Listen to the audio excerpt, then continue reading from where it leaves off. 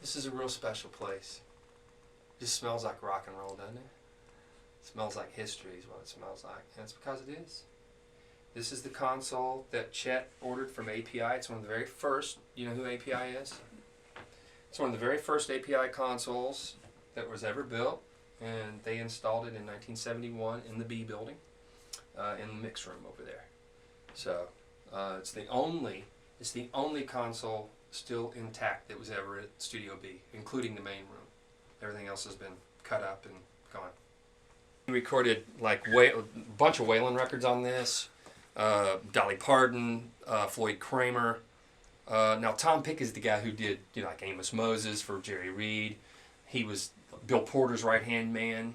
Bill Porter. All bow. So, yeah. And Tom came over here. I called him up and said, Tom, because one of my first jobs when I got to town was Hank Adam Laughlin, who was with the CMA for a long time. And now I believe he's the head of the music commission for the governor. He called me and said, Danny, he said, I want to bring my dad over and do a gospel record. I said, great. So he brought Hank over, and the Jordanaires came in, which I was like, I'd only been in town for a month. And here I am tape opping for Tom Pick, the great Tom Pick. 40 number ones, 12 Grammys, forget it.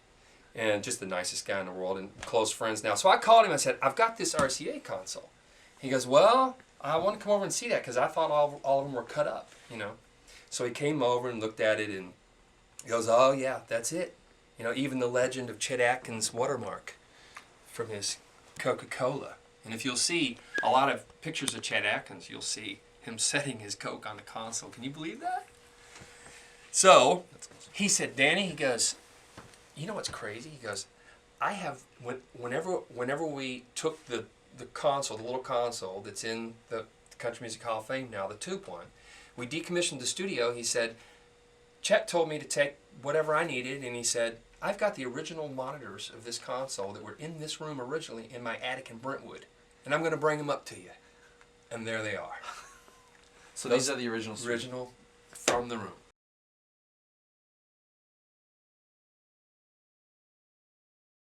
Buddy Holly and the Crickets took off because of this race issue. They recorded Maybe Baby, they recorded Rock Me My Baby, Oh Boy, on that machine. And before that, Norman also recorded a song by Duke Ellington called Mood Indigo on that machine, which became a big hit. They even ended up playing with Duke in New York. Wow. This is a continuation for me. This is one of the reasons why I wanted to say, hey, I just want to throw a party for my friends and shut the lights out and move on, because I didn't want to make it a big deal. But this is kind of a neat thing too. And I guess when I was talking to you, I realized that I do have a bit of a responsibility here because I've been here for a long time. And there's a lot that's gone on here, a lot of great music, and this neighborhood's hurting, So for us, we need to move on. We're graduating to something different because of the situation down here and just the climate. Yeah. I don't know what's going to be left here, mm-hmm. sadly. Mm-hmm. So that's why I want it to be a positive thing.